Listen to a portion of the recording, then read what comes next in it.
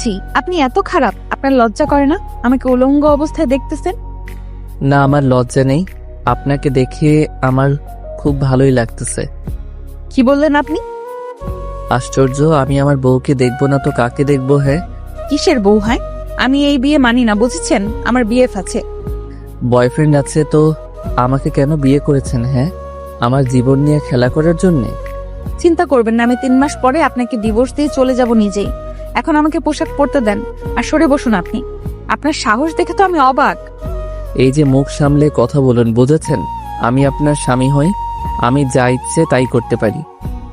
আপনাদের মতো মানুষদের জন্য কিছু কিছু মেয়ে ধর্ষিত হয়, বুঝেছেন?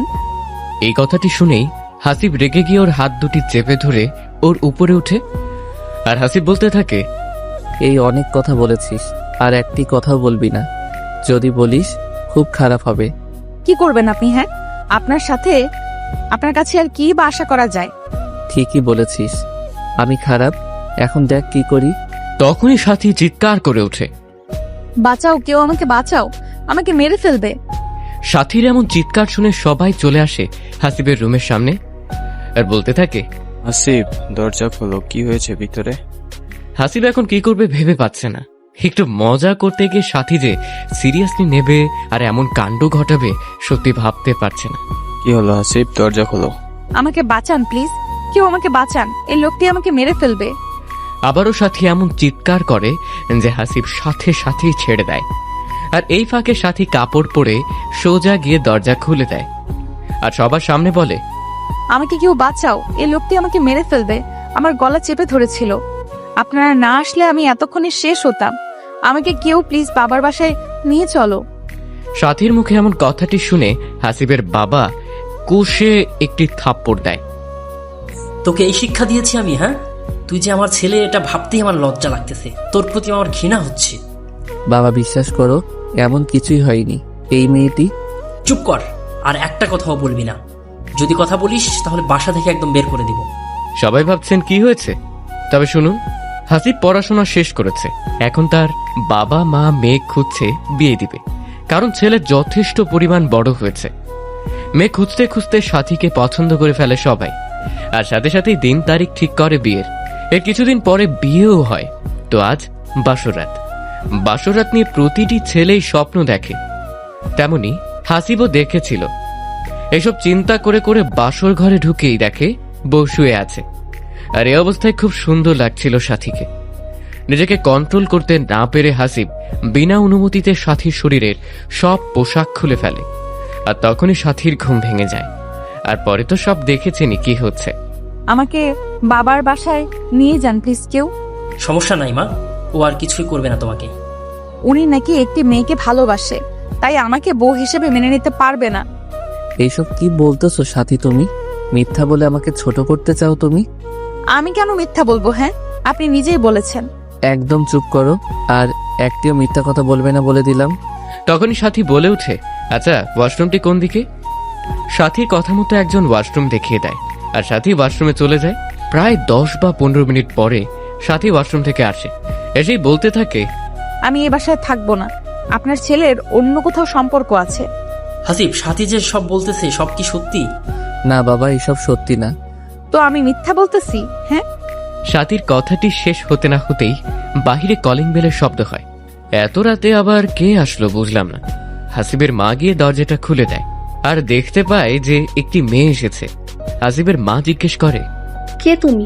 কাকে চাই? হ্যাঁ, হাসিব বাসায় আছে, আমি ওর বউ। এই মেয়ে কি বলতেছো এসব?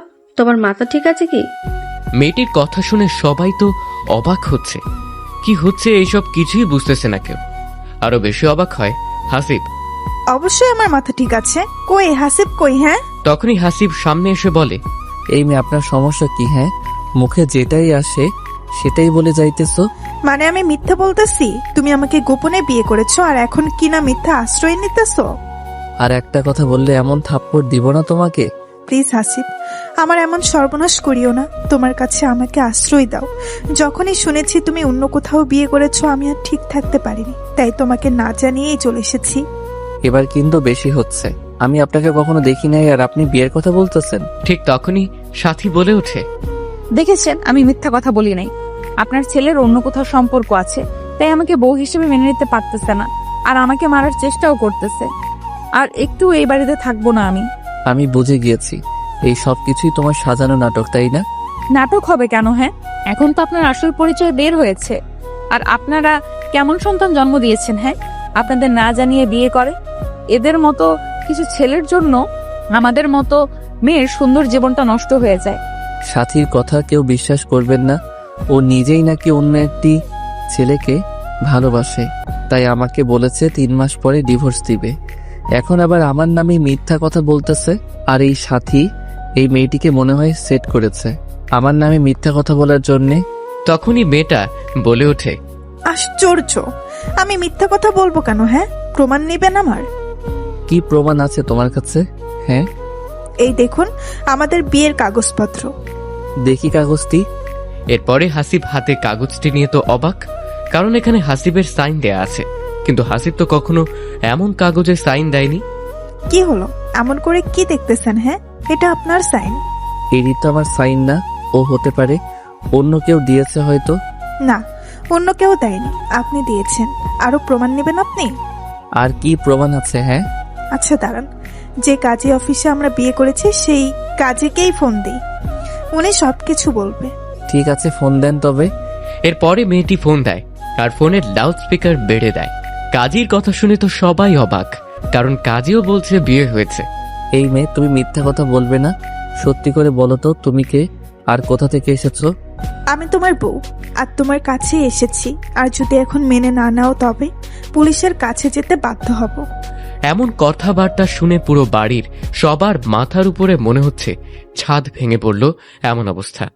আরো বেশি অবাক হয় হাসিবের বাবা মা, কারণ এতটা বিশ্বাস করার পরেও হাসিব আমাদের একটি কথাও জানায়নি। আচ্ছা, তোমার নাম কি মা? আমার নাম হলো রিফা। তোমাদের বিয়ে কতদিন হলো? 5 মাসের মাথায় পড়েছে। আচ্ছা ঠিক আছে মা, সব কিছু ঠিক হয়ে যাবে, চিন্তা করিও না। তুমি আজ থেকে এই বাড়িতেই থাকবে। কিন্তু হাসিব যে বিয়ে করেছে এখন কি হবে? কি আর হবে, দুজনেই থাকবে।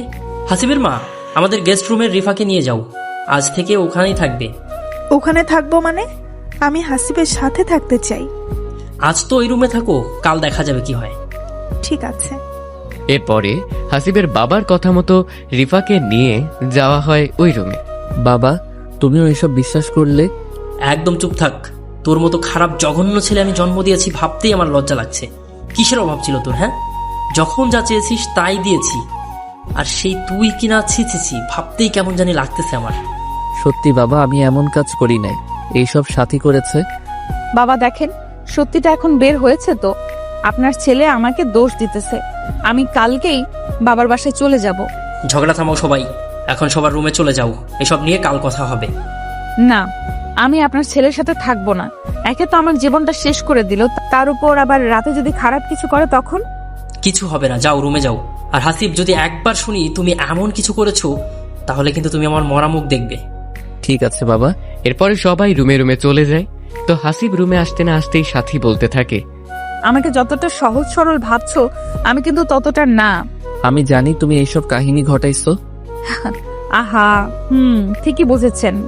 আপনি কেন এমন করলেন? এইসব মিথ্যা অপবাদ কেন দিলেন?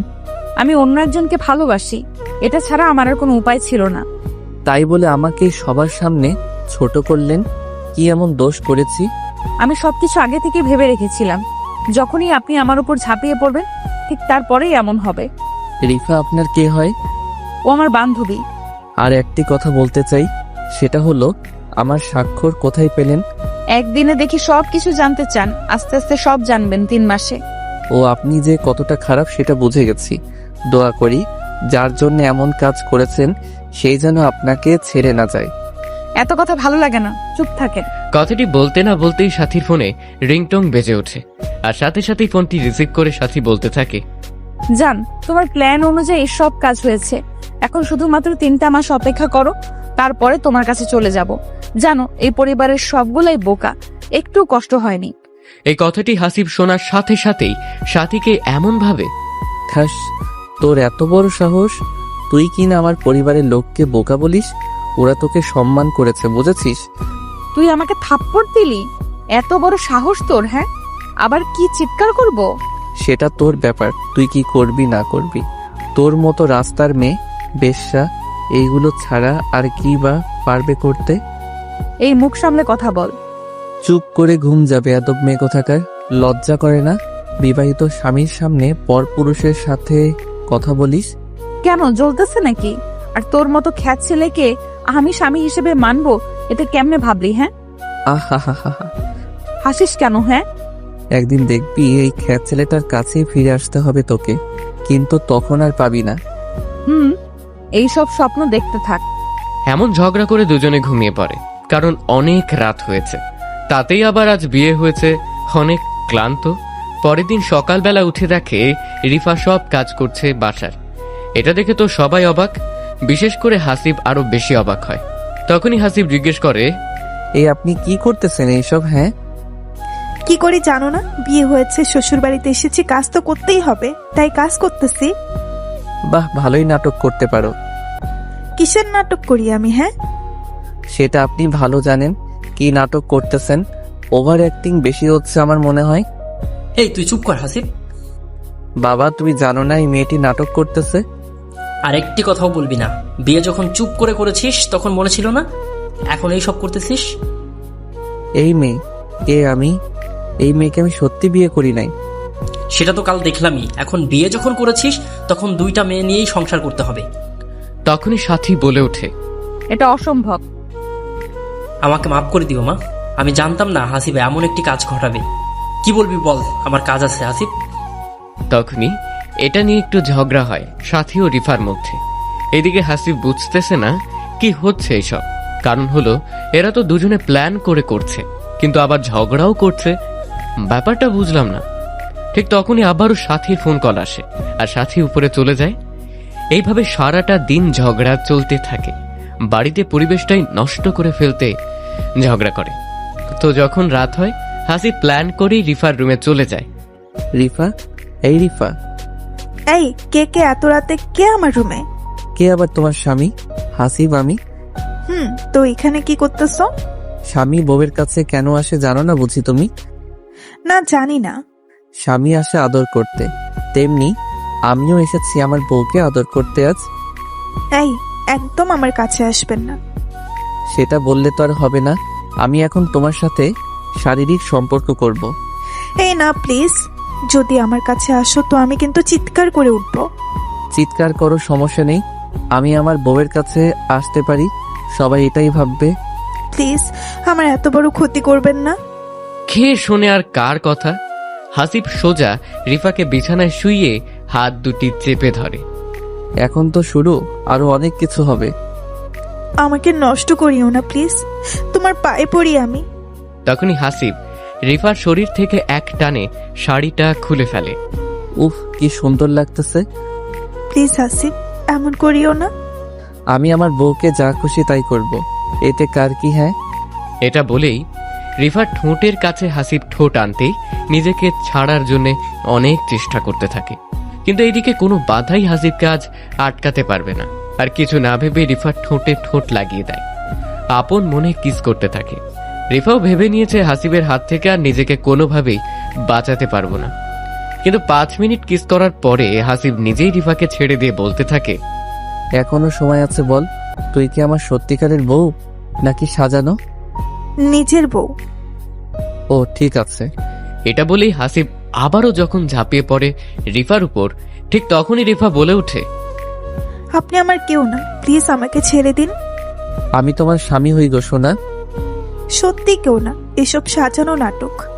সবকিছু সাথী প্ল্যান করেছে, তাই তো? সবকিছুই সাথের প্ল্যান ছিল বিয়ের আগে থেকে। সাথী যদি অন্য কোনো ছেলেকে পছন্দ করে তবে বিয়ে করলো না কেন?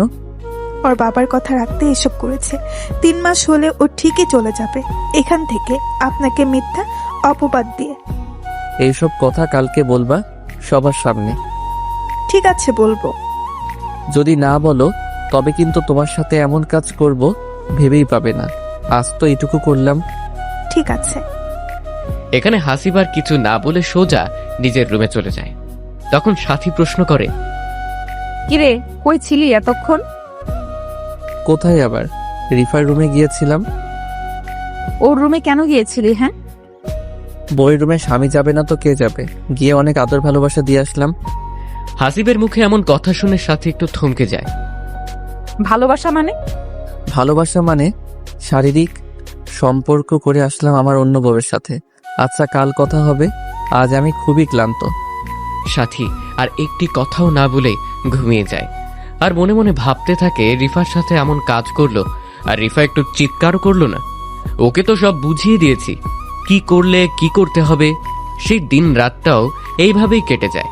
পরের দিন সকালবেলায় হাসিব সবাইকে এক জায়গায় জড়ো করে আর বলে, কিছু কথা বলতে চাই আমি। সবাই ভাবছে কি এমন বলবে যে সবাইকে জড়ো করলো। এইদিকে সাথীর মনও ছটফট করছে, কি এমন হাসিব বলবে যে সবাইকে এক করলো। রিফা, এদিকে আসো আর সবটা খুলে বলো, কি হয়েছে আমার সাথে। রিফা সামনে এসে বলতে থাকে যে কাল রাতে হাসিব আমাকে হুমকি দিয়েছে, যদি আমি মিথ্যা না বলি তবে আমার বাবা মাকে মেরে ফেলবে। হোয়াট? এই রিফা, তুমি কি বলতেছো এইসব? আমি যা সত্যি তাই বলবো হাসিব, আমি মিথ্যা বলবো না, এটা আমার যা হয় হোক। তোমার মাথা ঠিক আছে? তুমি কি বলতেছো? আমি ঠিকই আছি, প্লিজ হাসিব, আমার বাবা মার কোনো ক্ষতি করিও না, তোমার পায়ে পড়ি আমি। তুমি কাল রাতে কি বললে আর আজ কি বলতেছো এইসব? না, তুমি এমনটা করতে পারো না রিফা, প্লিজ সত্যিটা বলে দাও। আমাকে মাফ করবে হাসিব, আমি যা সত্যি তাই বলতেছি। ঠিক তখনই হাসিবের বাবা বলতে থাকে, হাসিব এসব কি বলতেছে রিফা? তুই মিথ্যা বলার জন্য হুমকি দিয়েছিস ওকে? না বাবা, বিশ্বাস করো, আমি এমন কিছুই করি নাই। তাহলে কি রিফা মিথ্যা বলতেছে? হ্যাঁ, বাবা, রিফা মিথ্যা বলতেছে সবকিছু। প্লিজ হাসিব, আমাকে এসব মিথ্যা অপবাদ দিও না, যদি এমন কিছু বলো তো নিজেকেই শেষ করে দিব। তুমি চুপ করো রিফা, তোমার কিছুই হবে না। প্লিজ বাবা, আমার বাবা মার যেন কোনো প্রকার ক্ষতি না হয়। হাসিব সত্যি করে বলতো তুই কি চাস? তুই যদি আগেই রিফাকে বিয়ে করিস তাহলে আমাদের জানাইলি না কেন? মেয়েটার জীবন নিয়ে এমন করলি কেন? বাবা, তুমি আমার কথা বুঝতেই চাইতেছো না কেন? আমি রিফাকে চিনি না। এই একদম চুপ কর, আমার সামনে আর একটা মিথ্যা কথাও বলবি না। যদি নাই বিয়ে করিস তো কাল রাতে ওর রুমে গিয়েছিলি কেন তুই? আমি গিয়েছিলাম শুধুমাত্র এটাই বলতে যে তুমি কে আর কি চাও। না হাসিব, তুমি এটা বলো নাই, তুমি আমার সাথে 3-4 ঘন্টা থেকেছো, আমাকে অনেক কিছু করেছো, আর বলেছো আমি যেন বলি আমি তোমার বউ না, সব কিছু আমি সাজাইছি, আর এইসব না বললে আমার বাবা মাকে মেরে ফেলবে। তোর মতো ছেলে আমি জন্ম দিয়েছি ভাবতেই লজ্জা লাগছে। সি সি সি। ঠিক তখনই সাথী বলে ওঠে, বাবা, আমি কিছু বলতে চাই। বলো, কি বলবা? রিফা যা বলতেছে সব সত্যি কথা। তুমি সেটা কেমনে জানলে? বাবা, হয়েছে কি, রিফা যখন বলল যে 3-4 ঘন্টা থেকে ওর সাথে, তখনই আমি কনফার্ম হলাম যে হাসিব তো কাল রাতে আমাকে বলেছিল যে সাথী তুমি থাকো, আমি একটু বাইরে যাব, কিন্তু এটা জানতাম না যে রিফার রুমে গিয়েছিল। আর কত প্রমাণ নেবি হাসিব? হ্যাঁ, আমাকে আর সবার সামনে এইভাবে ছোট করবি না প্লিজ। বাবা, শুধুমাত্র এইটুকুই জেনে রাখো, আমি বড় চক্রে ফেসে গেছি।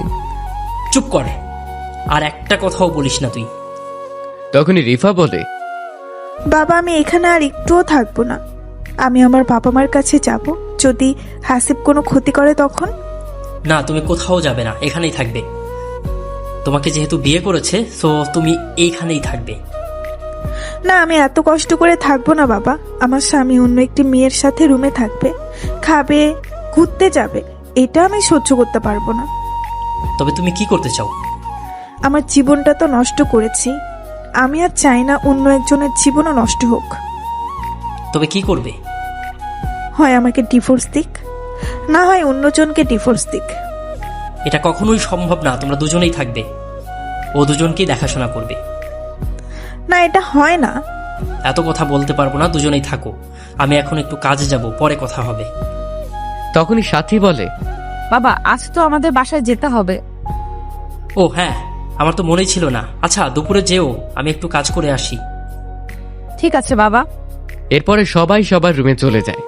এদিকে হাসিব বুঝতেছে না কি হচ্ছে এর সাথে। সবাই দেখি গেম খেলতেছে, একদিকে সাথী, অন্যদিকে রিফা, আরেকদিকে বাবা। ও কোনো প্রকার কথা বিশ্বাস করতেছে না। আচ্ছা, রিফা এমন করলো কিভাবে? ও তো কাল রাতে বলল সব সত্যি বলবে, কিন্তু আজ এমন পাল্টি খেলো কেমনে? এসব ভেবে ভেবে হাসিব রুমে আসতেই, এখনো এত বড় খেলোয়াড় হও নাই মিস্টার হাসিব। তোমরা যেটা করতেছো একদমই ঠিক করতেছো না। এর জন্য খুব বড় মাসুল দিতে হবে তোমাদের। এই সাথী এত ছোট খেলোয়াড় না, বুঝেছেন? আমি যেমন করেই হোক আমার ভালোবাসার মানুষের কাছে যাবই। যার জন্য এত কিছু করতেছো সেই যেন তোমাকে না ঠকায়। সেটা তোকে বলতে হবে না, ওর প্রতি আমার বিশ্বাস আছে, বুঝেছিস? একটা কথা বলি, উত্তর দিবা? কি কথা?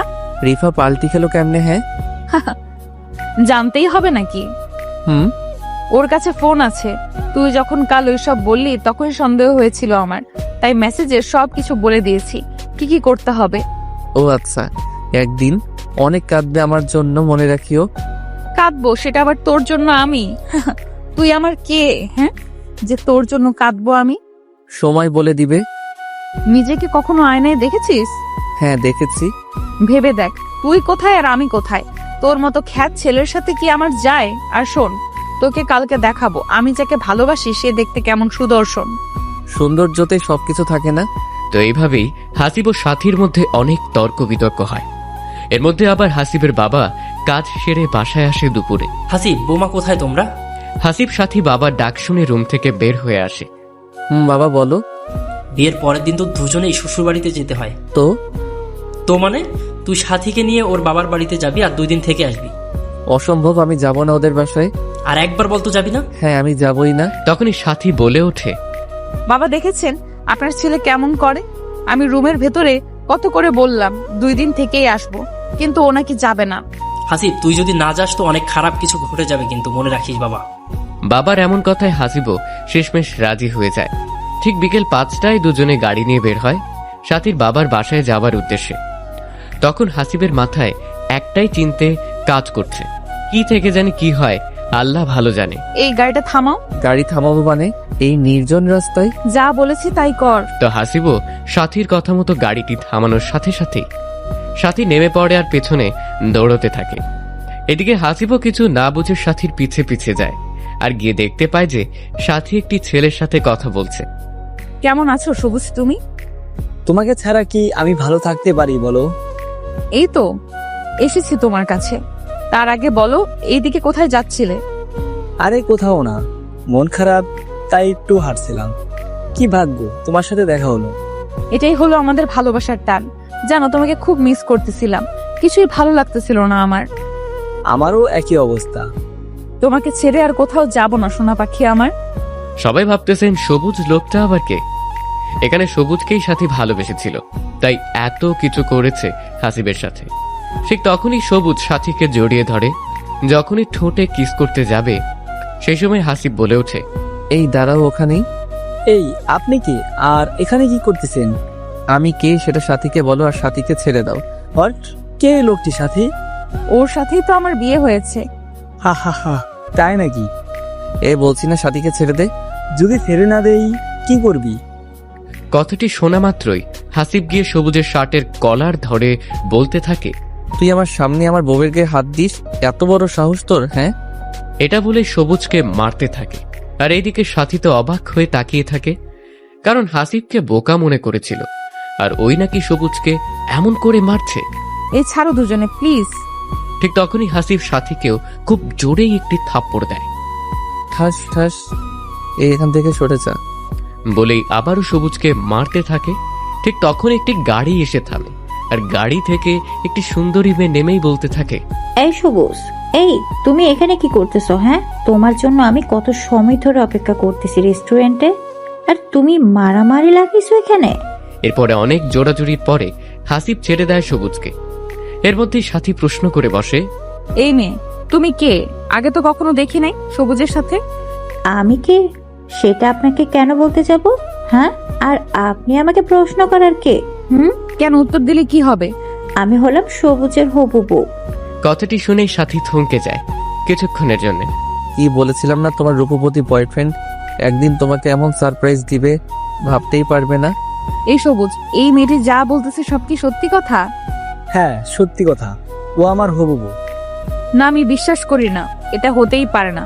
তুমি শুধুমাত্র আমার। সরি সাথী, আমার পরিবারে কেউ তোমাকে মেনে নেবে না, কারণ তুমি বিবাহিত মেয়ে। আর তোমার স্বামী তোমাকে কত কি করেছে না করেছে। কথাটি বলার সাথে সাথেই এত বড় কথাটি বলতে পারলি তুই আমাকে? জানিস কত ভালোবাসি তোকে আমি। সরি সাথী। তখনই মেয়েটি বলে ওঠে, সবুজ, তুমি এইসব মেয়েদের সাথে কথা বলো? ছি, এদের পরিবেশ দেখছো? কি খ্যাত মেয়ে। এটা বলেই মেয়েটি সবুজের হাত ধরে টেনে নিয়ে যায়। সবুজ চলে যাচ্ছে, ঠিক তখনই সাথী দৌড়ে গিয়ে পেছন থেকে জড়িয়ে ধরে সবুজকে। প্লিজ সবুজ, আমার সাথে এমন করিও না, তোমাকে আমি খুব ভালোবাসি। আমি তোমার সাথে জাস্ট টাইম পাস করেছি। না, আমি বিশ্বাস করি না, তুমি এমন করতেই পারো না। আমি চাইলেও তোমাকে বিয়ে করতে পারবো না সাথী, কারণ তুমি একজন বিবাহিত মহিলা, ডিভোর্সি মহিলা। এইগুলো দেখে কি ভালোবাসা হয় সবুজ? তুমি যে এখনো ভার্জিন আছো, এটার কি কোনো প্রমাণ আছে কি? হ্যাঁ, আমি 100% ভার্জিন আছি এখনো। সবাই একই কথা বলবে, বুঝছো? তুমি আমাকে বিশ্বাস করো না সবুজ? এই 2-3 দিনেই এত চেঞ্জ হয়েছো তুমি। এত কথা বলতে পারবো না, আমার যা বলার ছিল আমি তোমাকে সবটা বলে দিয়েছি। ঠিক তখনই মেয়েটি বলে ওঠে, চলো আমার সাথে। তুমি যদি আর 1 মিনিট এখানে থাকো তো আমি নিজেই চলে যাব। এইসব খ্যাত মেয়ের সাথে তোমার কিসের এত কথা, কিসের সম্পর্ক? হ্যাঁ, আরে না, চলো তুমি। এটা বলেই সবুজ মেয়েটির সাথে গাড়িতে উঠে চলে যায়। কিন্তু এইদিকে সবুজের এমন আচরণ ব্যবহারে সাথী ভীষণ পরিমাণে শর্ট খায়। ভাবতেই পারিনি সবুজ এমন কাজ করবে। এটা ভেবেই কান্না করতে থাকে। কান্না করে লাভ নেই, আল্লাহ ছাড় দেয় কিন্তু ছেড়ে দেয় না। বাই দ্য ওয়ে, আপনি কি এখন এমন কান্না করতে থাকবেন নাকি যাবেন? অন্যথায় যদি না যান তবে আমি বাসায় চলে যাব। হাসিবের এমন কথা শুনে সাথী কি উত্তর দিবে ভেবে পাচ্ছে না। শুধুমাত্র হ্যাঁ সূচক কথাটি বলেই সাথী গাড়িতে উঠে বসে। প্রায় 1 ঘন্টা পরে সাথীদের বাসায় পৌঁছায় হাসিব। বাসায় আসার সাথে সাথেই সাথীর ছোট বোনেরা বলতে থাকে, দুলা ভাই কেমন আছেন? বাসরাত কেমন কাটলো? বিড়াল মারতে পেরেছেন কি? দেখে তো মনে হচ্ছে অনেক কিছুই করেছেন। ঠিক তখনই সাথীর মা এসে বলে, ওই তোরা থামবি কি? দেখতেছিস এই মাত্র আসলো আর তোরা শুরু করে দিয়েছিস পেঁচাল। বাবা চলো রুমে, চলো তোমরা দুজনে। এটা বলেই হাসিবকে একটি রুমে নিয়ে আসা হলো। বাবা এটা সাথীরই রুম, সাথী যাবার পরে থেকে পড়ে আছে। ও আচ্ছা, ঠিক আছে বাবা, তোমরা ফ্রেশ হয়ে নিচে আসো, আমরা খাবার রেডি করছি। এটা বলেই সাথীর মা চলে যায়। এইদিকে সাথী এতটাই কষ্ট পেয়েছে কোনো প্রকার কথা বলছে না। ঠিক তখনই হাসিব লক্ষ্য করে যে সাথীর ঠোঁট থেকে রক্ত বের হচ্ছে। সরি সাথী, আসলে হয়েছে কি, আমার বউকে কেউ আমার সামনে এমন করবে আর আমি দাঁড়িয়ে থেকে দেখব, এটা কখনোই হয় না, তাই তোমাকে থাপ্পড় দিয়েছি। সমস্যা নেই, আপনি ফ্রেশ হয়ে নেন। ওয়াশরুমটা কোন দিকে? কথাটি বলার সাথে সাথেই সাথী ওয়াশরুমের দিকে নিয়ে যায়। প্রায় আধা ঘন্টা পরে হাসিব আর সাথী যখন একসাথে রুম থেকে বের হয়ে আসছিল, ঠিক তখনই সাথীর মা বাবা দূর থেকে দেখে বলে ওঠে, দেখছো সাথীর মা, কত সুন্দর লাগতেছে দুজনকে, মনে হচ্ছে রাজা রানী আসতেছে। ঠিকই বলেছো, খুব সুন্দর লাগছে আমার মেয়ে জামাইকে। আল্লাহ যেন ওদের সারা জীবন সুখে রাখে।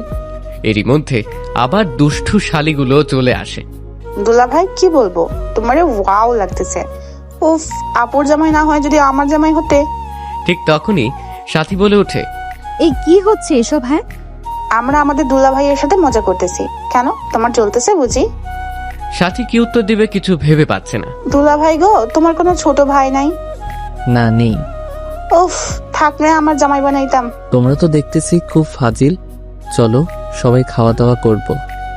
এরপরে সবাই মিলে খাওয়া দাওয়া করতে বসে, কিন্তু সাথীর বোন এখনো খারাপ হয়েই আছে। খারাপ হবারই কথা, কারণ এত ভালোবাসার পরেও যদি প্রিয় মানুষটি নিজের না হয় কষ্ট তো হবেই। খাওয়া দাওয়া শেষ করে সাথীর বোনদের সাথে একটু হাসিব আড্ডা দেয়। রাত যখন 10টা বাজে তখন হাসিব বলে ওঠে, আচ্ছা আজ ঘুমাতে যাই, কি বলো তোমরা? বারে এত তাড়াতাড়ি ঘুম নাকি? আপুকে গিয়ে আদর করবেন। আরে আজ জার্নি করে এসেছি, শরীরটা একটু ক্লান্ত আমার। সরি, বারে এত তাড়াতাড়ি ঘুম নাকি আপুকে গিয়ে আদর করবেন? দুলা ভাই আমরাও বুঝি, আমরা ছোট বাচ্চা না, বুঝেছেন? এরপরে হাসিব রুমে এসে দেখে যে সাথী ঘুমিয়ে গিয়েছে। তো হাসিব আর সাথীকে না জাগিয়ে সোফায় ঘুমিয়ে পড়ে। সবাই ভাবছেন সোফায় কেন ঘুমোলো। আসলে হয়েছে কি, সাথী নিজের সাথে ঘুমোতে দেয় না হাসিবকে। যদি কিছু করে বসে তখন রাত যখন 1টা বাজে হাসিব জাগ না পায় আর ঘুম না আসার কারণে সাথীদের ছাদে একটু ঘুরতে যায়। কিন্তু ছাদেকেই দেখতে পায় যে কে জানি একজন আগে থেকেই বসে আছে। তো হাসিব একটু গলা হাসুর দেয়। কে আপনি? এত রাতে ছাদে আসছেন? কথাটি বলার সাথে সাথে একটি মেয়ে উত্তর দেয়, আরে দুলা ভাই, আপনি এত রাতে এখানে? ব্যাপার কি? আপু মনে হয় আদর করতে দেয়নি? আরে না, আমার ঘুম আসতেছিল না, তাই আমি একটু ছাদে আসলাম। তা তোমার নাম কি? আমার নাম হলো হিয়ামণি। বাহ, অনেক সুন্দর নাম। থাক, পাম দিয়ে না দুলা ভাই। আচ্ছা, একটি কথা বলি, সত্যি করে উত্তর দিবেন তো? হুম, বলো, কি কথা আছে বলার? মাইন্ড করিয়েন না। আচ্ছা, আপনার সাথে কি সাথী আপুর সত্যি কিছু হয়েছে? বলতে কথাটি শুনেই হাসিব চমকে ওঠে। হঠাৎ এই প্রশ্ন কেন? হ্যাঁ বা না বলেন শুধু। না, হয়নি। আমি এটাই অনুভব করেছিলাম। আমি জানি আপু আপনাকে ওর কাছে আসতেই দিবে না। কেন দিবে না আসতে? ও একটি ছেলেকে খুবই ভালোবাসতো, কিন্তু হঠাৎ করে কি জানি হলো, তাই তোমার সাথে বিয়ে হয়ে গেল। জানি, ওর সম্পর্কে সবকিছু। আপনি এখন কি করবেন? কি আর করব, ডিভোর্স দিব আমি। প্লিজ এমন কিছু করিয়েন না দুলা ভাই, দেখবেন সব ঠিক হবে। এত কথা বুঝি না। এটা বলে যখনই হাসিব ছাদ থেকে নিচে যেতে ধরে, ঠিক তখনই হিয়া হাতটি টেনে ধরে। প্লিজ দুলা ভাই, হাত ছাড়ো, কেউ দেখে ফেলবে। আপনি যতক্ষণ না বলবেন আমি আপনার হাত ছাড়বো না। আমি তো বললাম ডিভোর্স দিব, এমন মেয়ে নিয়ে সংসার করা যায় না। এখন হাত ছাড়ো। না, ছাড়বো না। এটা বলে হিয়া হাসিবের সাথে জোড়াজুড়ি করছে। ঠিক এই সময় একজন ছাদে আসে, আর এসেই তোর এত বড় সাহস আমার বোনের হাত ধরিস, তাও আবার এত রাতে? আরে না, আমি তো। হাসিবের কথাটি শেষ হতে না হতেই সাথী আবার বলতে থাকে। আমার ভাবতেই লজ্জা লাগতেছে, তোর মন মানসিকতা এত নিচে। আরে এমন করে বলতেছো কেন? আমার কথাটি আগে শোনো, তারপরে বলিও। কি শুনবো তোর কথা? আমি নিজের চোখেই দেখেছি, এটা মিথ্যা। ঠিক তখনই হিয়া বলে ওঠে। আপু তুমি এবার থামবা, অনেক অপমান করলে দুলা ভাইকে। আমার ঘুম আসছিল না, তাই আমি সাথে আসি। এর ঠিক 10 মিনিট পরে দুলা ভাইও চলে আসে সাথে, কারণ দুলা ভাইয়ের নাকি ঘুম আসছিল না। আমাকে দেখে দুলা ভাই যেতে চেয়েছিল, কিন্তু আমি যাইতে দেইনি। আমি বলেছি একটু কথা বলি ভাইয়া, তাই ভাইয়াও আর না করতে পারেনি। বুঝলাম, কিন্তু হাত ধরে আছিস কেন ওর তুই? কেন হাত ধরলে তোর কোনো সমস্যা আছে? অবশ্যই সমস্যা আছে, ও আমার স্বামী, তোর দুলা ভাই। হাসতেছিস কেন?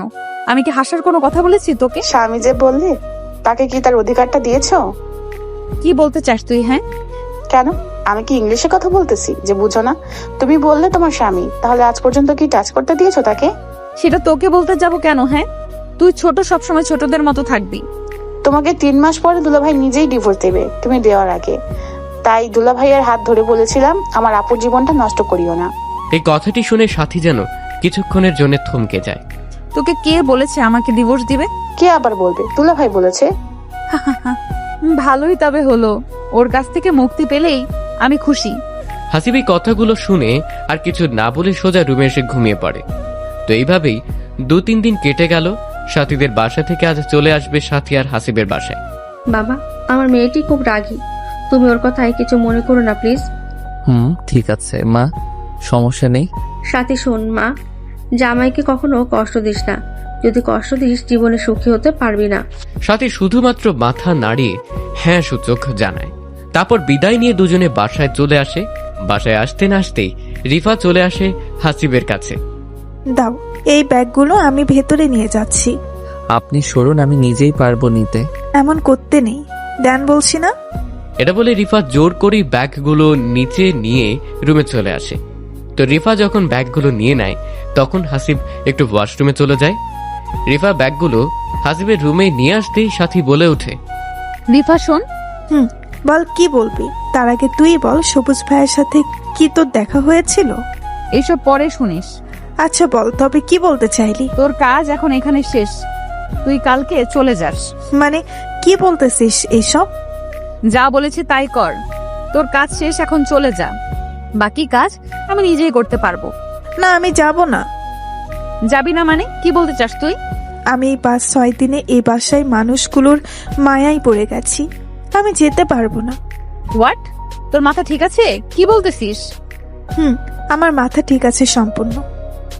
তোকে আমি এখানে থাকার জন্য কি এনেছি? হ্যাঁ, তোর সমস্যা কি বুঝলাম না। তুই তো 3 মাস পরে ডিভোর্স দিবি, তো এত কথা পেঁচাইতেছিস কেন? সেটা তুই বুঝবি না। আমি যাইতে পারবো না। আর তুমি হাসিবকে ডিভোর্স দিলে আমি কোনো না কোনো ভাবেই হাসিবের মনে জায়গা করে নিয়ে কোনো না কোনো ভাবেই বিয়ে করে নিব, আর চিরকাল এখানেই থাকবো। মাথা গরম করিস না আমার। রিফা তোকে যা বলেছে তাই কর, না হলে খুব খারাপ হবে বলে দিলাম। যা ইচ্ছে করতে পারিস তুই। তুই যে হাসিবের বউ না এইসব বলে দেব কিন্তু। বলে দেখ তারপর কি হয় তোর আবার। এটা বলতে না বলতেই হাসিব চলে আসে। এই কি হয়েছে এখানে? হ্যাঁ, চিল্লাচিল্লি করতেছো কেন দুজনেই? জানো হাসিব, সাথী না আমার সাথে খারাপ ব্যবহার করতেছে। আমি শুধুমাত্র বললাম ছোট তোর বাসায় কেমন দিন গেল। একদম মিথ্যা বলবি না বলে দিলাম। তোকে কি এই কথা আমি বলেছি? তো কি বলেছো শুনি একটু। এই, তোমরা দুজন নাটক বন্ধ করবে? তোমরা দুজন কি চাচ্ছ আবার? হ্যাঁ, আমি কিছু চাই না, তোমাকে চাই শুধুমাত্র।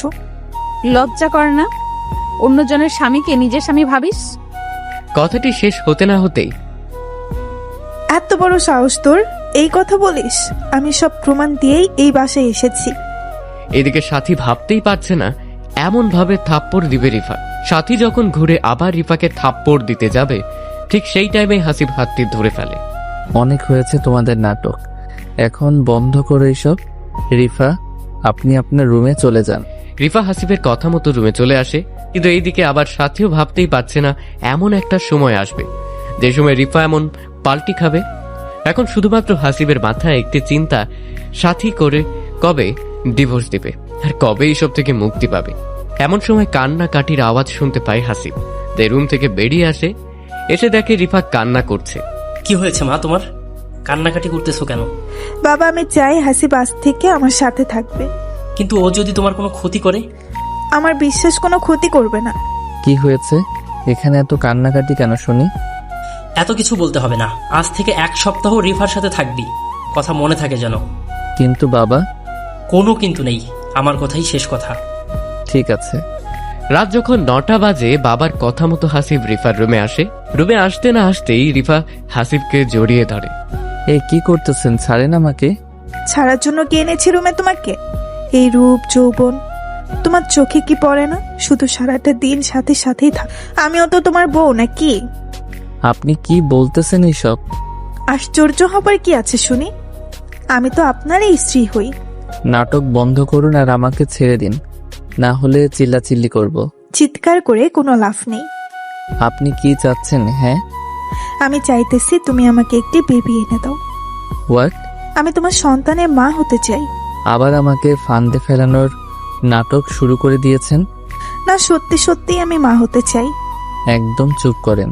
আপনাকে কি আমি বিয়ে করেছি যে আপনাকে গর্ভবতী বানাবো? হ্যাঁ, প্লিজ হাসিব, প্লিজ, আমি তোমাকে সত্যি অনেক ভালোবাসি, বিশ্বাস করো। বিশ্বাস শব্দটা তো মরেই গেছে। ঠিক তখনই রিফা ওয়ালড্রপের উপর থেকে কোরআন শরীফ এনে বলছে, এই যে দেখো, কোরআন শুয়ে বলতেছি। হাসিব, আমি তোমাকে সত্যি অনেক ভালোবাসি। এটা দেখে হাসিব একটু আশ্চর্য হয় আর ভাবতে থাকে কি হচ্ছে এইসব।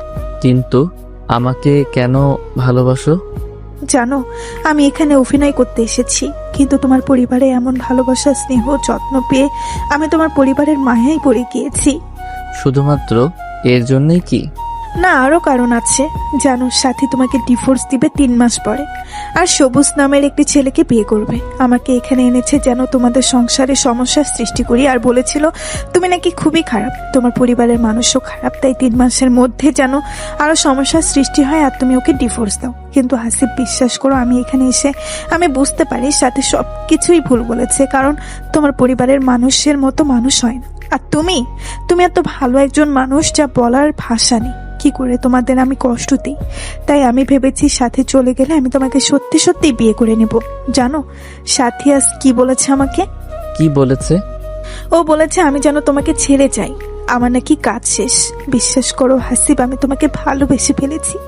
আমি তোমার সাথে সারাটি জীবন থাকতে চাই।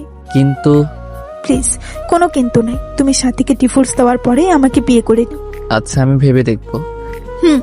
দেখিও, কিন্তু আমার তোমাকেই চাই হাসিব। আচ্ছা, তুমিও যদি সেই দিনের মতো পরে পাল্টি খাও তখন? এই যে কোরআন শুয়ে কথা দিলাম, কখনোই পাল্টে খাবো না। বিশ্বাস করেছি। এখন কোরআন রেখে আসো। হাসিবের কথা মতো রিফাও কোরআন রেখে আসে। আজ মনে হয় বৃষ্টি নামবে, চলো না ব্যালকনিতে যাই একটু। হাসিবও কিছু না ভেবেই চলে আসে রিফার সাথে। ব্যালকনিতে আসার সাথে সাথেই হাসিব ও রিফা দেখতে পায় যে সাথী ও ওর রুমের ব্যালকনিতে এসেছে। সবাই ভাবছেন এটা আবার কেমন করে। সেটা হলো রিফার রুমটি আর সাথের রুমটির দুটো রুমের তফাৎ, তাই একই লাইনে ব্যালকনি থাকার কারণে সবটা দেখা যাচ্ছিল। ওফ, আসো, বৃষ্টি আসবে, কি যে ভালো লাগতেছে। তাই নাকি? বৃষ্টি খুব ভালো লাগে তোমার?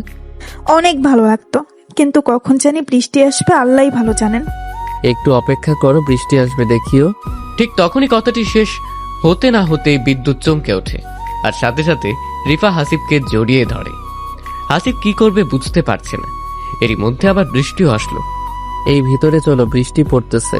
না, যাব না, তোমাকে জড়িয়ে ধরে এখানেই থাকবো আর বৃষ্টি উপভোগ করব। আরে না, বললাম না ভিতরে চলো। এটা বলেই হাসিব একটু সাথীর ব্যালকনির দিকে তাকাতেই অবাক হয়, কারণ সাথী সব কিছু দেখেছে। এমন করো কেন? বললাম না যাব না, আজ দুজনে এখানেই গল্প করব। সাথী কিন্তু সবকিছু দেখতেছে, বুঝছো? দেখুক, তাতে আমার কি? আরে ও কি মনে করবে বলো? কি মনে করবে আবার? এটা বলেই রিফা হাসিবের মুখের কাছে ঠোঁট দুটি নিয়ে যায়। এই কি করতেছো? তোমার ঠোঁটের ছোঁয়া পেতে চাই হাসিব। এখন না, আর এইসব বিয়ের আগে পাপ, বুঝেছো? বাবা, তাই বুঝি। তবে সেই দিন রাতে তোমার পাপের কথা মনে ছিল না? এটা শোনার পরে হাসিব মনে মনে বলতে থাকে, এই রে ধরাটা খাইলাম বুঝি আমি। ওই, মনে মনে কি বিড়বিড় করতেছো? কই কিছু না তো। হাসিবের কথাটি শেষ হতে না হতেই রিফা হাসিবের ঠোঁট দুটি নিজের করে নেয়। এই কি করছো? ছাড়ো, সাথী কিন্তু দেখতেছে। দেখুক, চুপ থাকো তো। এবার হাসিবও কিছু না ভেবেই রিফার সাথে কিছু করতে রেসপন্স দেয়। দুজনে আপন মনে দুজনের ঠোঁট খাচ্ছে, আর অন্য দিক থেকে সাথী সবকিছুই দেখছে। রিফান এমন পাগলামি দেখে হাসিবার নিজেকে যেন কন্ট্রোল করতেই পারছে না। ঠোঁটে 2 মিনিট কিস করতে না করতেই হাসিব আলতো করে রিফার ঘাড়ের চুলগুলো সরিয়ে ঘাড়ে চুমু দিতেই রিফা যেন কেঁপে উঠল। এত রোমান্টিক তুমি, মিস্টার হাসিব? না গো, আমি রোমান্টিক না। হয়েছে, এখন ছাড়ো। বললেই হলো, আরো তো অনেক কিছুই বাকি আছে। কিন্তু রিফা একটু নিজেকে ছাড়ানোর চেষ্টা করলেই হাসিব আরো জোর করে। রিফার হাত দুটি দেয়ালে চেপে ধরে গলায় ঘাড়ে আপন মনে চুমু দিতে থাকে। অন্যদিকে রিফা যেন এমন ছোঁয়ায় পাগল হয়ে যাওয়ার মতো অবস্থা। কিন্তু সাথী যে এই সবকিছু দেখছে, এদের এই চিন্তাটা মাথায় নেই। ওই, আমাকে প্লিজ কখনো ছেড়ে যেও না। যাবো না, এখন আদর করতে দাও তো। এই, কোথায় নিয়ে যাও? দেখো কি করি তোমাকে। এটা বলে রিফাকে খাটের উপরে রাখে। এই জানো, তোমাকে শাড়িতে অনেক সুন্দর আর হট লাগতেছে। ওই, কি বলো এইসব? সত্যি বলতেছি, সেই সুন্দর লাগতেছে। এসব সৌন্দর্য তোমার জন্য পাগল। তাই বুঝি? ঠিক আছে, আমি এখন আমার জিনিসগুলা ভোগ করব। এটা বলেই রিফার শাড়িটা এক টানেই খুলে ফেলে, আর নাভির উপরে আলতো করে একটি সুখের পরশ এঁকে দেয় ঠোঁট দিয়ে। রিফার নাভির উপরে হাসিবের ঠোঁটের এমন ছোঁয়া পাওয়ার সাথে সাথেই পুরা শরীরের লোম দাঁড়িয়ে যায়। হাজারো চেষ্টা করেও যেন হাসিবের কাছ থেকে আর নিজেকে ছাড়াতে পারছে না। এই রোমান্টিক মুহূর্তের সময় কে জানি হেসে দরজায় নাড়া দিচ্ছে। কে দরজায় নাড়া দিচ্ছেন? আমি সাথী, দরজাটা খুলে দাও তো। এমন মুহূর্তে এসে কেউ সমস্যা সৃষ্টি করবে ভাবতেই পারছে না হাসিব। কি বলার আছে ওখান থেকেই বলুন। বললাম না দরজা খুলো। কি বলার আছে কাল বলিয়েন, এখন ডিস্টার্ব করিয়ে নাও প্লিজ। দরজা না খুললে কিন্তু আমি ছাদ থেকে ঝাঁপ দিয়ে আত্মহত্যা করব। সাথীর মুখে এমন কথা শুনে হাসিব দেরি না করে দরজাটি এসে খুলে দেয়। জি বলুন, কি বলবেন? আমার রুমে চলো। আশ্চর্য, আমি আপনার রুমে যাব কেন? কারণ আমি আপনার বউ, আপনি আমার সাথে থাকবেন। হা হা হা, আপনি আমার বউ? হ্যাঁ, আমি আপনার বিয়ে করা বউ, আর আপনি একজন অপরিচিত মেয়ের সাথে এমন কাজ করতেছেন, লজ্জা করে না? আশ্চর্য, লজ্জা করবে কেন? সেও তো আমার বিয়ে করা একজন বউ। বিয়ে করা বউ মানে? হ্যাঁ, ও আমার বিয়ে করা বউ, আমার যা ইচ্ছে করতে পারবো। নাটক বন্ধ করুন, আমি এনেছি রিফাকে এই বাসাতে। এনেছেন, ভালো করেছেন। আপনাকে ডিভোর্স দিয়েই রিফাকে নতুন করে বিয়ে করব। এটা কখনো সম্ভব না, আমি আপনাকে ছাড়বো না। দেখা যাবে কি হয়। রিফা শোন, তুই যদি আমার জামাইয়ের সাথে খারাপ কিছু করার চেষ্টা করিস, খুব খারাপ হবে, তোকে কিন্তু শেষ করে দেব। হাসিব শুধুমাত্র আমার, বুঝেছিস? হাসিব আমাকে ভালোবাসে, তোকে না। ফকিন্নির বাচ্চা, তোকে এখানে আনাটাই ভুল করেছি। ঠাস, একদম চুপ কর। অনেক কথা বলেছিস আমার বউকে। কেন এখন তোর সবুজের কি হলো? যা সবুজের কাছে যা, আর এক মুহূর্ত এখানে থাকবি না। হাসিবের এমন থাপ্পড় দেখে রিফা অবাক। সত্যি ভাবতে পারছে না হাসিব সাথীকে থাপ্পড় দেবে। তো সাথী আর কিছু না বলে রুমে চলে আসে। এদিকে হাসিবেরও মনটা খারাপ হয়ে যায়। এইভাবেই সেই রাতটি কেটে যায়। পরের দিন ঠিক দুপুর 2টোয় রিফার ফোনে একটি অপরিচিত নাম্বার থেকে ফোন আসে। আসসালামু আলাইকুম, কে বলতেছেন? সালাম পরে দিস। যদি তুই তোর বাবা মাকে বাঁচাতে চাস 2 লক্ষ টাকা নিয়ে আসবি এই ঠিকানায়। রিফা কথাটি শুনেই মাথা ঘুরে পড়ে যায়। সে যখন 10 মিনিট পরে জ্ঞান ফেরে আসে, তখন সাথে সাথেই রিফা হাসির কাছে চলে আসে। আরে রিফা, তুমি এমন হাঁপাচ্ছ কেন? কি হয়েছে? আমার বাবা আর মাকে কে জানে কিডন্যাপ করেছে। কি বলো এইসব? কখন হলো? জানি না, এখন বলতেছে 2 লক্ষ টাকা লাগবে। কি বলো? এত টাকা এখন কোথায় পাবো আমরা? প্লিজ আসিফ, আমার বাবা মাকে বাঁচাও তুমি। আচ্ছা, দেখি কি করা যায়। খুব ফাস্ট দেখো। আচ্ছা রিফা, একটি কথা বলি। বলো, কি কথা বলবা? এই সব কিছুর পিছনে আবার সাথীর হাত নেই তো? আমার তো মন বলতেছে এই সব কিছু সাথী করেছে। কিন্তু ও এমন কাজ করবে কেন? হ্যাঁ, কাল রাতে শুনলে না তুমি কি কি বললো? আচ্ছা ওয়েট, আমি ডাকতেছি সাথীকে। এরপরে হাসিব এসে সাথীকে ডাক দিয়ে নিয়ে আসে। সাথী, আমি যা প্রশ্ন করব সবগুলার সঠিক উত্তর দিবা। কি এমন প্রশ্ন শুনি আগে? আমি জানি তুমি রিফার বাবা মাকে কিডন্যাপ করেছো। আমি কিডন্যাপ করব কেন? সেটা আমি কি জানি? তুমি ভালো জানো। প্লিজ সাথী, আমার বাবা মার কোনো ক্ষতি করিস না। ওরা ছাড়া আমার কেউ নেই এই পৃথিবীতে। তো এইসব আমি শুনে কি করব? বললাম তো আমি জানি না এইসব সম্পর্কে। মিথ্যা কথা আমি পছন্দ করি না। একে তো কিডন্যাপ করাইছো, আবার 2 লক্ষ টাকাও চাইতেছো। কোনো প্রকার প্রমাণ কি আছে তোমার কাছে যে আমি এসব কিছু করেছি? তুই যে কেমন সেটা আমার থেকে কেউ ভালো জানে না। আমি জানি তুই এই কাজ করেছিস। একদম চুপ কর, মিথ্যা কথা বলবি না। আমার তো মনে হয় তোরা দুইজনে এই সব প্ল্যান করে আমাকে বাসা থেকে বের করে দেওয়ার প্ল্যান করতেছিস। ঠিক এমন সময় হাসিবের বাবা চলে আসে। কি হয়েছে এখানে? এভাবে চিল্লাচিল্লি কেন? তেমন কিছু না বাবা। তখনই সাথী বলে ওঠে, বাবা, হয়েছে কি, রিফা এবং আপনার ছেলে দুজনে মিলে প্ল্যান করেছে আমাকে কিভাবে বের করে দেওয়া যায় বাসা থেকে। কি বলতেছো? কিছুই তো বুঝতেছি না আমি। রিফার নাকি বাবা মা কিডন্যাপ হয়েছে, আর সেই কিডন্যাপ নাকি আমি করেছি। এই সব অভিযোগ আমার উপরে তুলতেছে। দোষারোপ করতেছি না। আমার বাবা মার কি হবে এখন যদি মেরে ফেলে আমার বাবা মাকে? কিছুই হবে না, চলো আমরা পুলিশের কাছে যাই। ওরা এটাও বলেছে যদি পুলিশের কাছে যাই তো আমার বাবা মাকে সাথে সাথেই মেরে ফেলবে। আচ্ছা বাদ দাও, চলো আমরা সবাই মিলে খুঁজে দেখি একটু, নাকি বলো? আমি একটু তোমার সাথে একটা কথা বলতে চাই হাসিব। যা বলার এখানেই বলো, কি হয়েছে? বললাম তো একান্তই কথা বলতে চাই। ঠিক আছে। এটা বলেই হাসিব রুমে আসে। পিছু পিছু সাথীও চলে আসে। বলো, কি বলবে এখন? জানি না কথাটি বিশ্বাস করবে কিনা। কি কথা?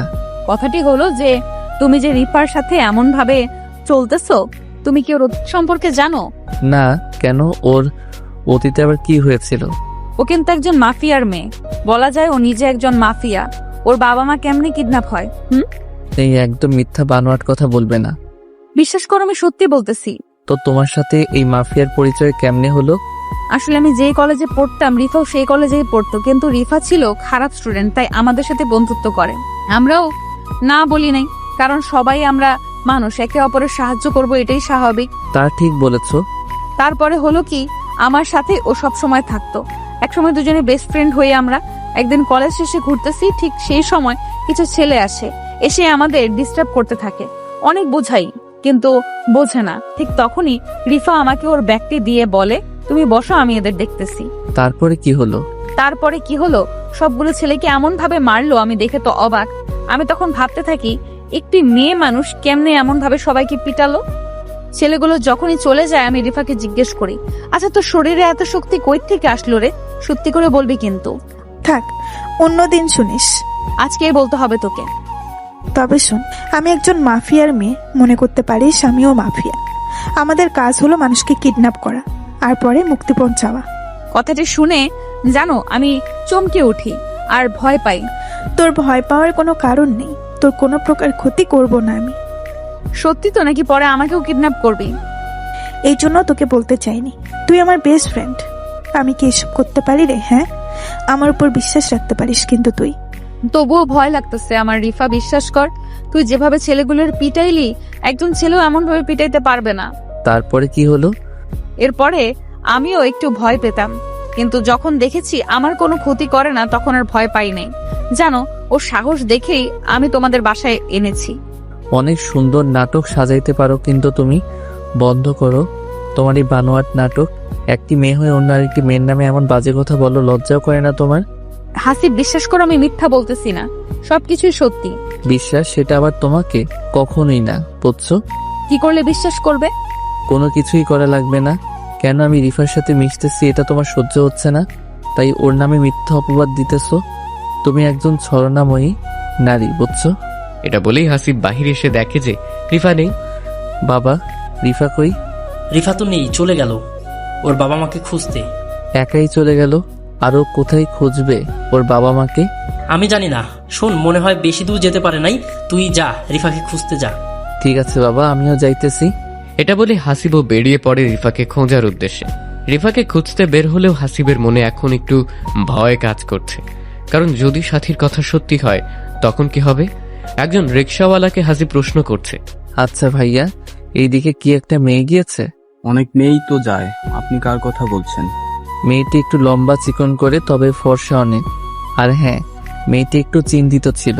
ও মামা, হ্যাঁ হ্যাঁ, এমন একজন মেয়েকে আমি একটু আগে নামিয়ে দিয়ে আসলাম। মেয়েটা খুব চিন্তিত আর বলতেছিল একটু তাড়াতাড়ি করে চালান রিক্সা। কোথায় নামাই দিছো মামা? রংপুর লালবাগে নামাই দিয়ে আসলাম। ও আচ্ছা, আমাকেও নিয়ে চলুন এখনই। এটা বলেই হাসিব রিকশাওয়ালা লোকটির সাথে চলে যায়। প্রায় 4 বা 5 মিনিট পর যখন গন্তব্যস্থানে আসে, এসেই দেখে যে রিফা কিছু ছেলের সাথে কথা বলছে। হাসিব আর কিছু না ভেবে ওর কাছে চলে যায়। রিফা, তুমি এখানে আসলে, আর সেটাও আমাকে না বলে?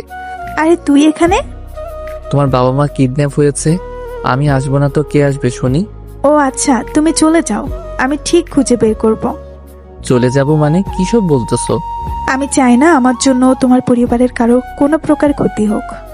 একদম চুপ করো, আর বলো এই ছেলেগুলাকে, আর তুমি বা কি করতেছো এদের সাথে? আসলে এরা হলো তোমার গ্যাং, তাই তো?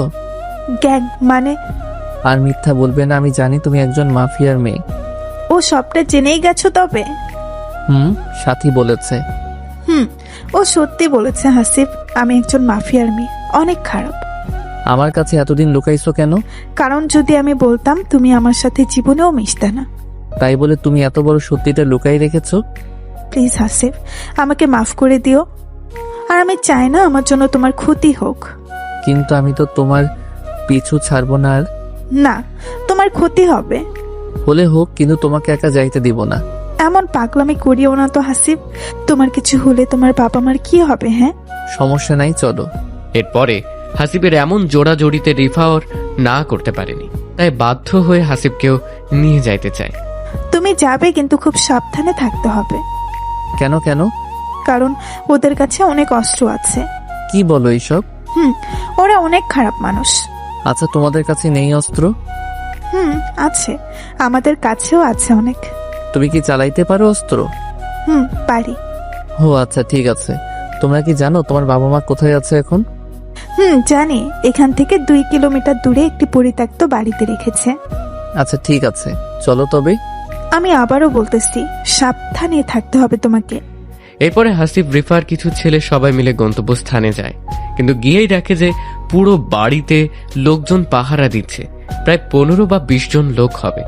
এমন সময় রিফার ফোনে আবার কল আসে। হ্যালো, কোথায় যাইতে হবে এখন আমাদের? ফোনে স্পিকার থাকার কারণে সব শোনা যাচ্ছে। বাড়ির ভিতরে চলে আসো, আর হ্যাঁ, কোনো চালাকি করতে পারবে না। যদি করো তোমার বাবা মাকে শেষ করে দেবো। ঠিক আছে, যাচ্ছি। রিফা, কি হলো? তুমি বাহিরে থাকো হাসিব, আর একটি অস্ত্র তোমার কাছে রাখো, কিছু হলে ব্যবহার করবে। আমিও ভিতরে যাব। প্লিজ দয়া করে ভেতরে যেও না, তুমি বাহিরে থাকো। ঠিক আছে, আমি বাহিরে আছি, কিন্তু তুমি যদি বাহিরে না আসো আমি কিন্তু ভিতরে চলে যাব। ঠিক আছে। এরপরে হাসিব বাহিরে থাকে আর রিফাও ছেলেগুলো ভিতরে যেতে থাকে। এমন সময় একজন ছেলে রিফাকে বলে ওঠে, আপু, তুমি এই ছেলেটাকে চিনো? তোদের দুলাভাই হবে ও। কিন্তু আপু, একটি কথা বলতে চাই, তুমি আবার কি ভাবো না ভাবো? বল, কি বলবি? আপু, এই ছেলেটাকে আমি চিনি, ও গোয়েন্দা। তোর মাথা ঠিক আছে, পাগল একটা?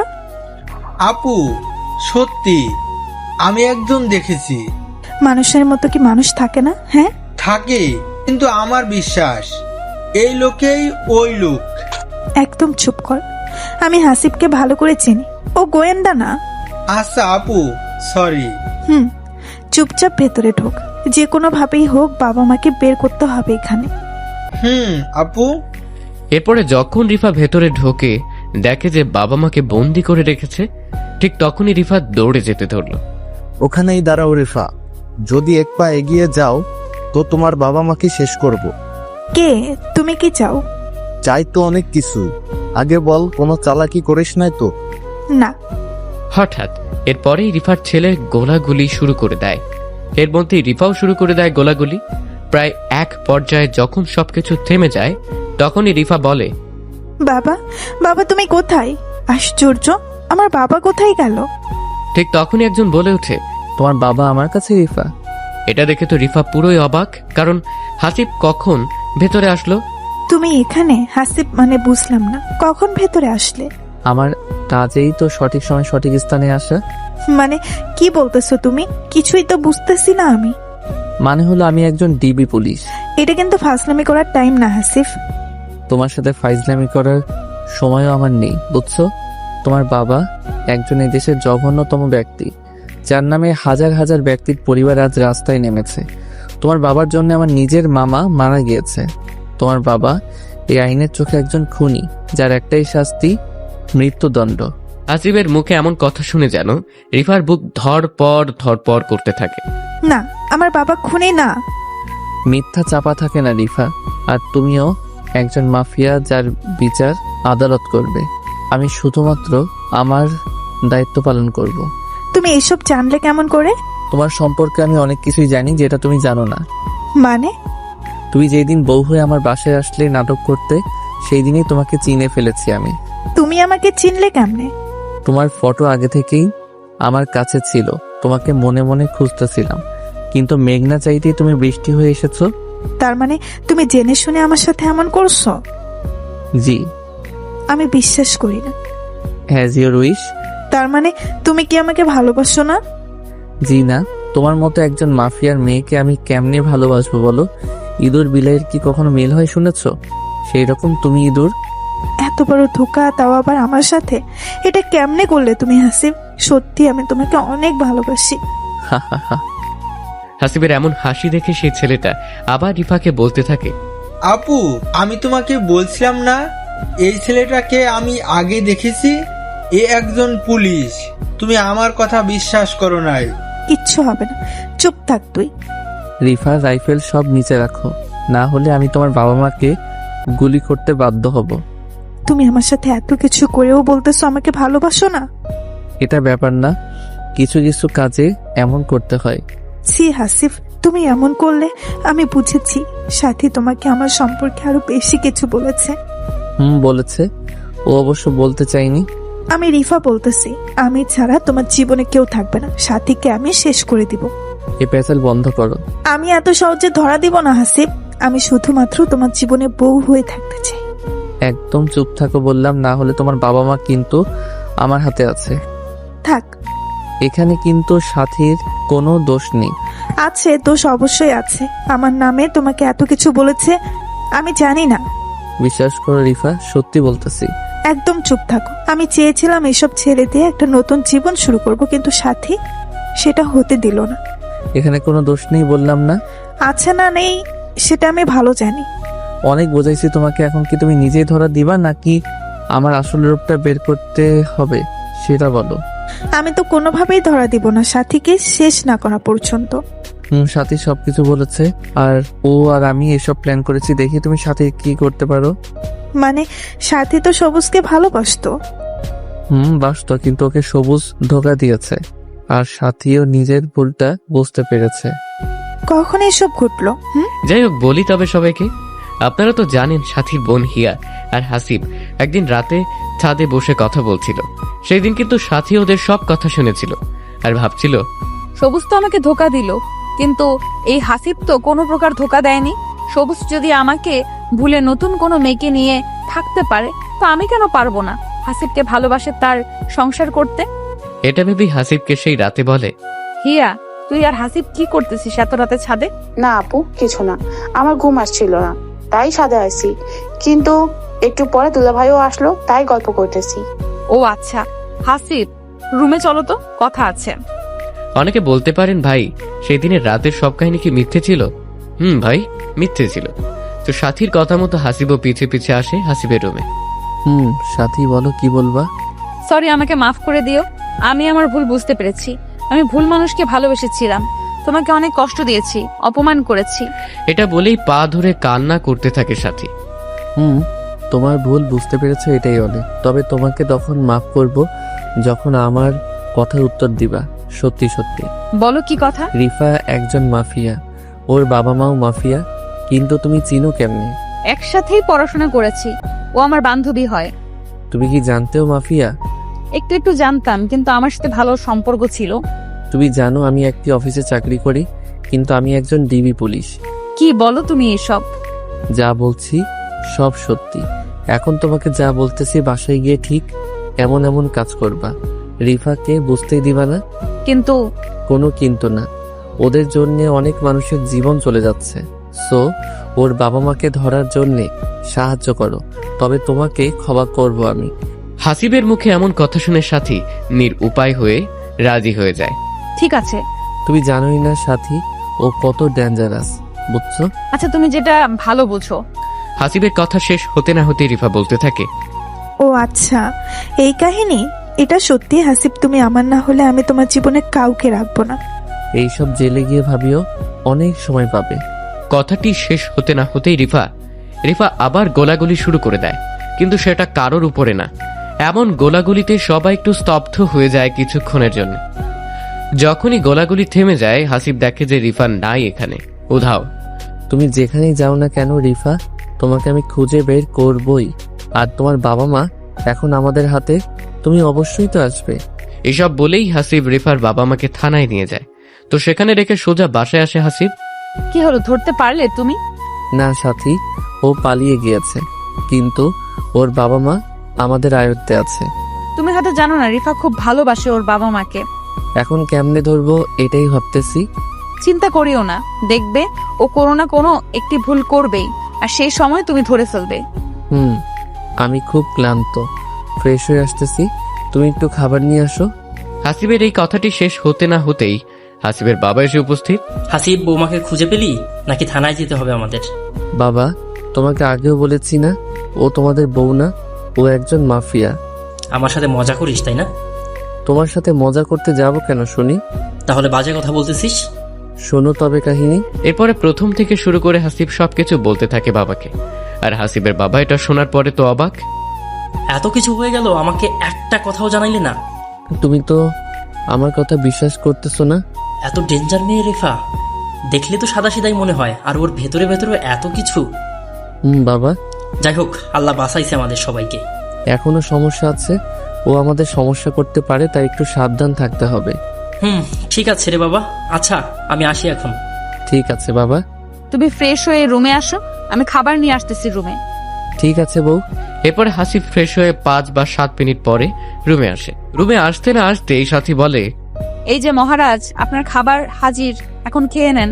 আসো, তুমিও আসো। আমি খাইছি একটু আগে, তুমি খাও, আমি বসে আছি।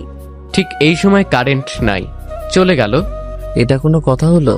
সাথী, খাইতে বসলাম, কারেন্ট গেল গা। হাত পাখা তো আছে, সমস্যা কি? আমি বাতাস করতেছি, তুমি খাও।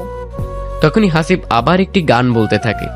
তোমার হাত পাখার বাতাসে প্রাণ জড়িয়ে আসে, আরো কিছু সময় তুমি থাকো আমার পাশে, তোমার হাত পাখার বাতাসে। ওই থামবে তুমি? শুনবে তো, সবাই বাসায় আছে। শুনলে তাতে কি? যা, আমার লজ্জা করে না বুঝি? ও লে, আমার লজ্জাপতি বউ।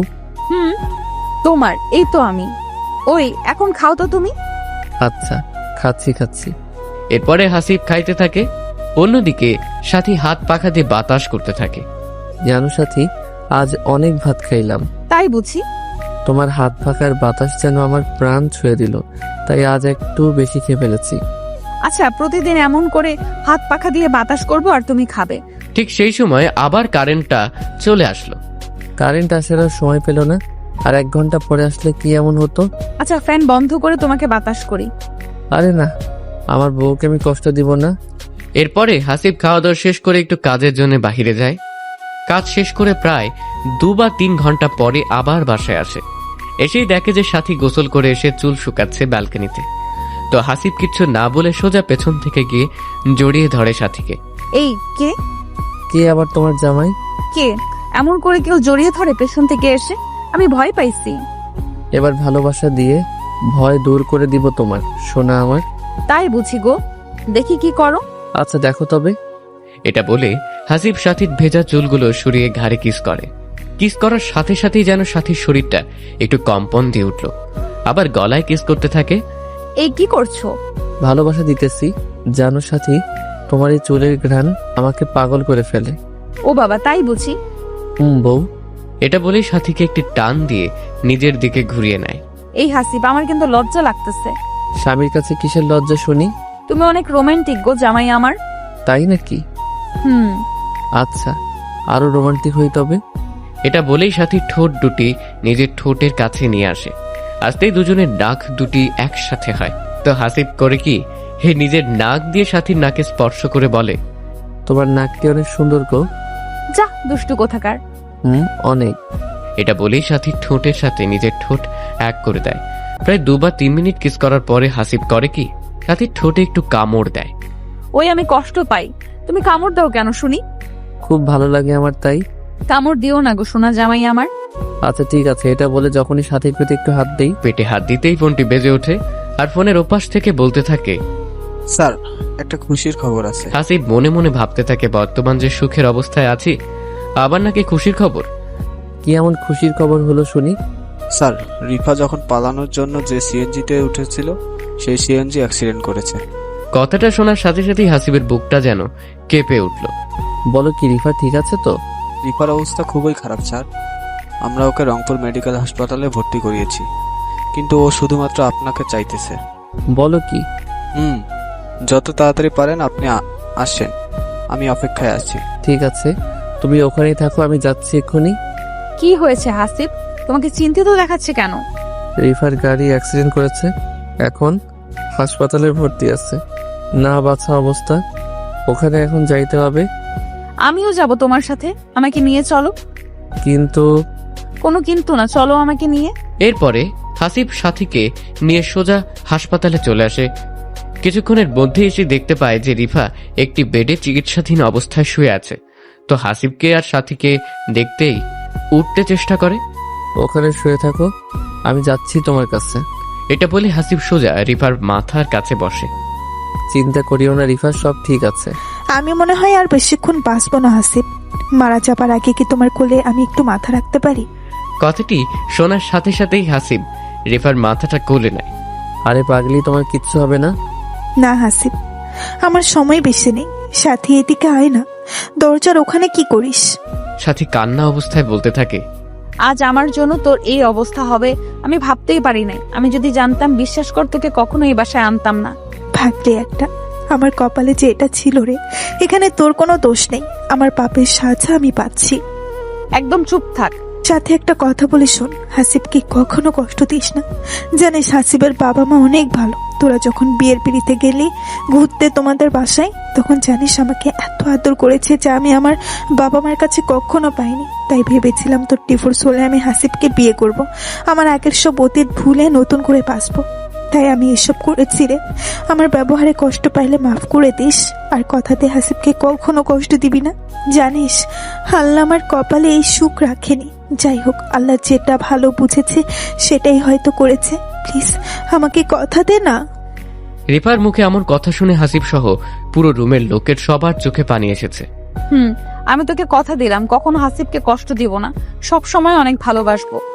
এখন ঠিক আছে হাসিব, তুমিও কথা দাও, কখনো সাথীকে কষ্ট দিবে না। কথা দিলাম।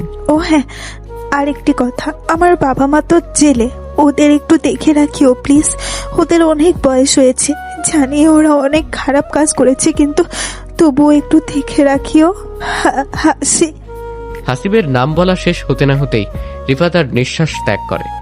রিফা মারা যাবার পরে যেন সবাই হতবাক হয়ে তাকিয়ে আছে শুধুমাত্র ওর দিকে, কেউ কোনো কথা বলতেছে না।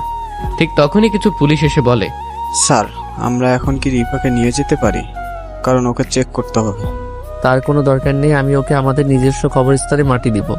কিন্তু স্যার, কোনো কিন্তু নেই। এরপর হাসিব রিফাকে বাসায় নিয়ে আসে। লোকজন জড়ো করে গোসল দিয়ে সুন্দরভাবে নিজের কবরস্থানে মাটি দিয়ে আসে। কেন জানি মাটি দিয়ে আসার পরে থেকেই হাসিবের মন সবসময় খারাপ থাকে। তুমি ইদানিং খুব টেনশন করো, এটা কিন্তু ঠিক না। আমরা তো শুধুমাত্র একটা জিনিসেই বর্তমান করতে পারি, রিফার জন্য, সেটা হলো দোয়া। সাথী ঠিক বলেছ। এরপরে হাসিব ও সাথী দুজনেই সুখে জীবন কাটাতে থাকে। মাঝে মাঝে হাসিব রিফার কবরস্থানে গিয়ে দোয়া করে আসে যাতে রিফাকে আল্লাহ জান্নাত নসিব করে। ধন্যবাদ সবাইকে, ভালো থাকবেন। এটা কাল্পনিক গল্প, কেউ বাস্তবে নেবেন না। আল্লাহ হাফেজ।